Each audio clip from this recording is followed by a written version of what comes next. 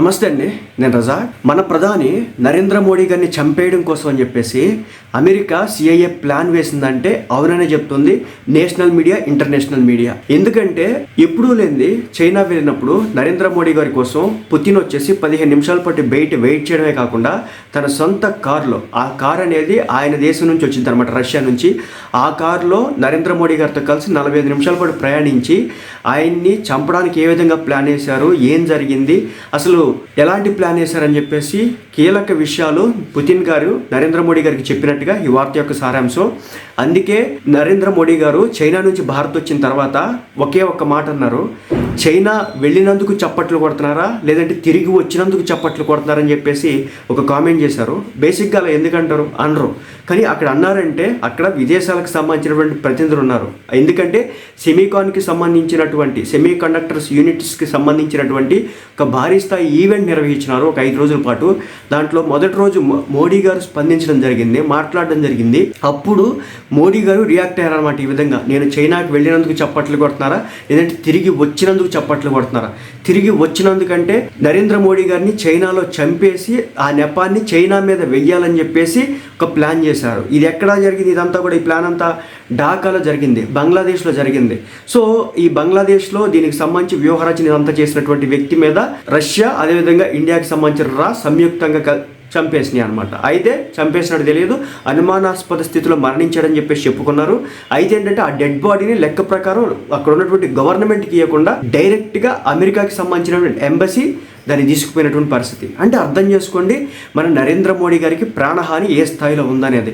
మన దేశంలో ఒక అస్థిరతను తీసుకురావాలని, మన దేశ నాయకత్వాన్ని కోల్దోయాలని చెప్పేసి అమెరికా ఏ స్థాయిలో మన మీద కక్ష కట్టు కూర్చుందో అర్థం చేసుకోవచ్చు. అందుకే నరేంద్ర మోడీ గారు ట్రంప్ విషయంలో 1-10 సార్లు ఆలోచించి మాట్లాడేది జరుగుతుంది తప్ప అసలు రియాక్ట్ అవ్వట్లేదు, వాళ్ళని లెక్క చేయట్లేదు. సో దీనికి సంబంధించినటువంటి పూర్తి విషయాలు నేను ఇప్పుడు చెప్పాలనుకుంటున్నాను. బేసిక్ ఏంటంటే నరేంద్ర మోడీ గారి మీద ఈ హత్య చేయడానికి ప్రయత్నం చేశారా అంటే ఎస్ చేశారు. సిఐఏతో కలిసి మోదీ గారి హత్యకు స్కెచ్ వేశారు. ఈ కుట్రను రష్యా, భారత్ సంయుక్తంగా భగ్నం చేయడం అయితే జరిగిందనమాట. ముఖ్యంగా ఇవన్నీ కూడా అనుమానాలు రేకెత్తించడానికి కారణం ఏంటంటే బంగ్లాదేశ్లో US special forces officer Terence Jackson, ఈ వ్యక్తి ఎవడైతే ఉన్నాడో ఇతను యుఎస్లో ఒక అత్యున్నత స్థాయిలో ఉన్నటువంటి ఒక అధికారి అనమాట. అతను అనుమానాస్పద స్థితిలో బంగ్లాదేశ్లో మరణించినాడు. ఆయన మరణంతోనే అనేక సందేహాలు అయితే తెరపైకైతే వచ్చినాయి. CIA agent US special officer Terrence జాక్సన్తో కలిసి మోదీని హతమార్చాలని అమెరికా ప్లాన్ చేసిందని చెప్పేసి వార్త యొక్క సారాంశం. సో దీని గురించి పూర్తిగా చూస్తే కనుక సిఐఏ ఏజెంట్, సో అతని గురించి మనం మాట్లాడితే కనుక US special forces officer Terence Jackson బంగ్లాదేశ్లో చనిపోవడం జరిగింది. అతని మరణం మిస్టరీగా మారింది. దీంతో పలు అనుమానాలకి దారితీసింది. ప్రధాని మోదీని చంపేందుకు సిఐఏ కుట్ర చేసిందని, దాన్ని భగ్నం చేసేందుకే ఇండియా, రష్యా టెర్రన్స్ను హతమార్చాయని అంతర్జాతీయ మీడియాలో వార్తలు అయితే వచ్చినాయి. ఇది అంతర్జాతీయ మీడియాలో వచ్చినటువంటి వార్తలు, ఏదో నేషనల్ మీడియాలో వచ్చినటువంటి వార్తలు కాదు. అంటే జాతీయ మీడియాలో మనం ఏదో కట్టుకబుర్లు రాసుకొని చెప్పినటువంటి వార్తలు కాదు. ప్రపంచ దేశాలకి సంబంధించినటువంటి వివిధ వార్తా సమస్యలు చేసినటువంటి వార్త అన్నమాట ఇది. ఇక ఆగస్టు 31న బంగ్లాదేశ్ రాజధాని ఢాకాలో ఒక హోటల్ గదిలో అమెరికా ప్రత్యేక దళాల అధికారి టెరెన్స్ ఆర్వెల్లే జాక్సన్ అనుమానాస్పద స్థితిలో చచ్చిపోయినాడు. అసలు ఈయన దక్షిణాసియాలో, ముఖ్యంగా భారత్లో అమెరికా నిఘా చర్యలపై సందేహాలను ఇదే ఇప్పుడు రేకెత్తిస్తుంది. అమెరికా భద్రతా అధికారి మరణం అనేక అనుమానాలను లేవనెత్తింది. ప్రధాని మోదీని లక్ష్యంగా చేసుకుని అజెండాతో ఈ అధికారి ఢాకాలో మోహరించారని ఈ వార్త యొక్క సారాంశం. ప్రధాని మోదీని హత్య చేయాలనే ప్రయత్నం జరిగి ఉండొచ్చని పూర్తి స్థాయిలో ఒక అంచనాకైతే వచ్చేశారు. అయితే భారత్, రష్యా నిఘా విభాగాల ఉమ్మడి ఆపరేషన్ ద్వారా ఈ కుట్రను భగ్నం చేశారు. టెరెన్స్ ఆల్వెన్ జాక్సన్ ఆగస్టు 31న ఢాకాలోని తన హోటల్ గదిలో అనుమానాస్పద స్థితిలో చనిపోయాడు. సెయింట్ మార్టిన్స్ ద్వీపంలో బంగ్లాదేశ్ సైన్యానికి శిక్షణ ఇవ్వడానికి అతను బంగ్లాదేశ్ నియమించినట్లు నివేదికలు అయితే చెప్తున్నాయి, కానీ అది వాస్తవం కాదు. నెక్స్ట్, జాక్సన్ మృతి చెందిన రోజు ప్రధాని మోదీ గారు షాంఘై సహకార శిఖరాగ్ర సమావేశంలో పాల్గొనేందుకు చైనాలోని టియాన్జిన్ వెళ్లడం జరిగింది. ఈ శిఖరాగ్ర సమావేశం తర్వాత మోదీ, రష్యా అధ్యక్షులు వ్లాదిమిర్ పుతిన్ కొంత సమయం వరకు కారులో కూర్చొని తీవ్రమైన చర్చలు జరిపారు. సో ఆ రోజు ప్రోటోకాల్ బేసిక్గా మన దేశంలో మన రాజకీయ నాయకులు ఒక ఎమ్మెల్యే ఎంపీకే భారీ స్థాయి ప్రోటోకాల్ ఉంటుంది. ఇక ముఖ్యమంత్రికి అయితే చెప్పాల్సిన పనే లేదు. అలాంటిది ఒక ప్రధానమంత్రికి ఉండే ప్రోటోకాల్ నెక్స్ట్ లెవెల్ ప్రోటోకాల్. అది మన దేశంలో అంతకు మించినట్టు ఇంక ఇతర దేశాలు వెళ్తే కానీ ఇంకా నెక్స్ట్ లెవెల్ ఉంటుంది అనమాట ఆ ప్రోటోకాల్. అలాంటిది మోదీ గారి కోసం తన ప్రోటోకాల్ పూర్తి స్థాయిలో పక్కన పెట్టేసి రష్యా అధ్యక్షుడు వ్లాదిమిర్ పుతిన్ గారు రంగంలోకి దిగినారనమాట. సింపుల్గా చెప్పాలంటే మోదీ గారు ప్రాణానికి తన ప్రాణాన్ని అడ్డేసినటువంటి పుతిన్ గారు అని చెప్పేసి చెప్పవచ్చు అనమాట. కొన్ని పెద్ద పెద్ద ఆర్టికల్స్ పడుతున్నాయి. అసలుకి సోషల్ మీడియాలో ట్విట్టర్లో అసలుకి ఎవరు చంపినారు, ఎక్కడ చంపినారు, దానికి సంబంధించిన పూర్తి వివరాలతో కూడినటువంటి యానిమేటెడ్ వీడియోలు అన్నీ కూడా బయటకు వస్తున్నటువంటి పరిస్థితి. అంటే నిప్పు లేకపోతే పొగ రాదు. అమెరికాలో కూడా మన నిఘా సంస్థలు పనిచేస్తాయి, మన కోసం పనిచేసేటటువంటి వ్యక్తులు ఉంటారు. సో మన మంచి కోరుకునేటటువంటి అమెరికన్స్ కూడా ఉంటారు. సో నిఘా వ్యవస్థల ద్వారా పూర్తి స్థాయిలో కనిపెడతారు, రాబడతారు. మన రా అనేది చాలా చిన్నదైతే కాదు, చాలా పెద్దది. ప్రపంచ దేశాల్లో టాప్ 5లో ఉంటుందన్నమాట మన రా కూడా. కాబట్టి అందుకే మన రా అంత పవర్ఫుల్.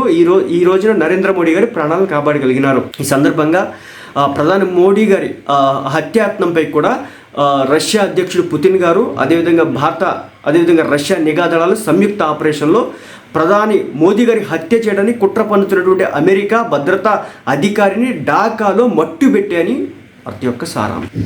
మన యొక్క అదేవిధంగా మన యొక్క రష్యా అధ్యక్షుడు పుతిన్ గారు వీళ్ళంతా కలిసి రష్యా నిఘా దళాలు, భారత నిఘా దళాలు కలిసి ఎవడైతే ఆ బంగ్లాదేశ్లో దాక్కున్నాడో వాడిని చంపేశారన్నట్లుగా వాటి యొక్క సారాంశం. టియాన్జిన్లో కారులో మోదీ పుతిన్ 45 నిమిషాల పాటు చర్చలు సాగించారు.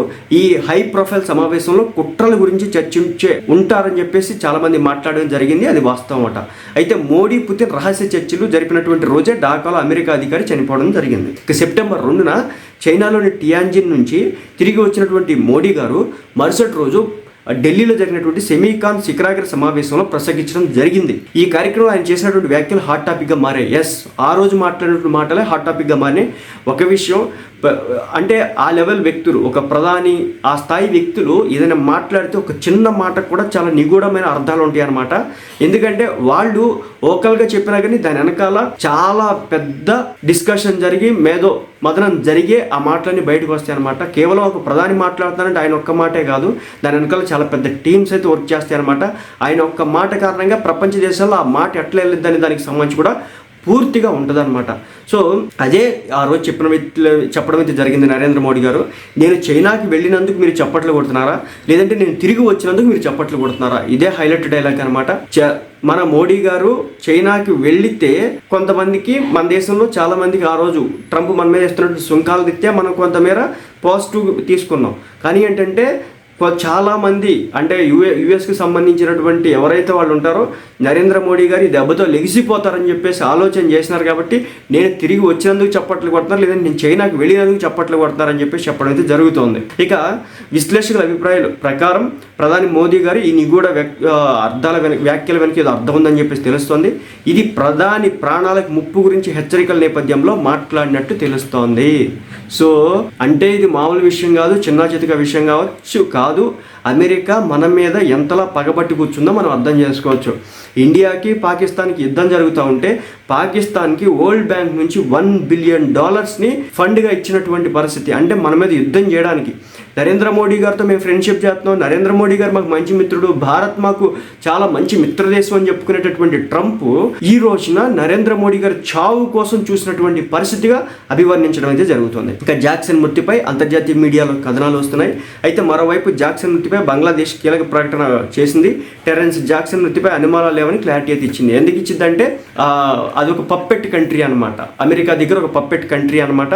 సో దాంతో మనం లెక్కలు తీర్చుకోవాల్సిన చాలా ఉంది బంగ్లాదేశ్తో. ఎందుకంటే మన యొక్క ఏదైతే సిక్కిం పక్కన ఉన్నటువంటి రాష్ట్రాలు ఏవైతే ఉన్నాయో, మిజోరాం కావచ్చు, అవన్నింటినీ కూడా వాళ్ళ దేశంలో కలుపుకుంటూ ఒక ఇమేజ్ని తయారు చేసి నిన్న యూనస్ అనేవాడు వేరే ఒక దేశానికి సంబంధించిన అధినేతకి బహుమతికి ఇవ్వడం అయితే జరిగిందనమాట. దీనికి సంబంధించి లెక్కలు కూడా మనం తెలుసుకోవాల్సి ఉంటుంది.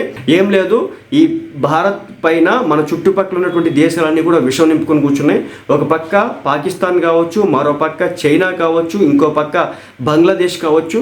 శ్రీలంక దిక్కుతోచని స్థితిలో ఉంది కాబట్టి మన మీద ఆడవట్లేదు, కానీ అది కూడా దాని పరిస్థితి కూడా అంతే. ఎందుకంటే శ్రీలంకలో మనకి రిస్క్ ఫ్యాక్టర్ ఎక్కువ ఉండేటటువంటి ప్లేసెస్లో శ్రీలంక ఏం చేసిందంటే చైనాకి సంబంధించినటువంటి పోర్ట్స్ నిర్మాణానికి అనుమతి ఇవ్వడమే కాకుండా ఆ పోర్ట్స్ ద్వారా మన దేశంలో ఏం జరుగుతుంది, మనం ఎలాంటి మిసైల్స్ని ప్రయోగిస్తున్నాం, మన వెపన్స్ ఎలాంటివి తయారు చేసుకుంటున్నాం అనే వాటికి సంబంధించిన పూర్తి సమాచారాన్ని సేకరించే ప్రయత్నాలు కూడా ఆ పోర్టు ద్వారా అది నిఘా చేస్తూ ఉంటుంది అనమాట. అదేవిధంగా వాళ్ళకి సంబంధించిన నౌకలన్నింటినీ కూడా శ్రీలంకలో పెట్టి మన మీద ఒక రకమైన నిఘా పెట్టే ప్రయత్నం చేస్తూ ఉంటుంది అనమాట. కాబట్టి నరేంద్ర మోడీ గారికి ప్రాణరక్షణ కావాలంటే కావాలి. ఎట్టి పరిస్థితుల్లో నరేంద్ర మోడీ గారికి ఆయన్ని చంపితే మన దేశంలో ఒక అస్థిరత్వం వస్తుంది, ఒక 10 నుంచి 20 సంవత్సరాలు వెనక్కి పోతుంది దేశం అని చెప్పేసి ఈ రోజున అమెరికా ఆ విధంగా ఆలోచించింది. కాబట్టి నరేంద్ర మోడీ గారి ప్రాణాలకి ప్రాణహాని తలపెట్టింది. సో ఇదందరూ కూడా ముక్త కంఠంతో ప్రతి ఒక్కరు కూడా మన దేశ అధినేత మన మోడీ గారికి, మన దేశ ప్రధాని మోదీ గారికి మనం అంతా కూడా అండగా నిలవాల్సినటువంటి టైం ఇది.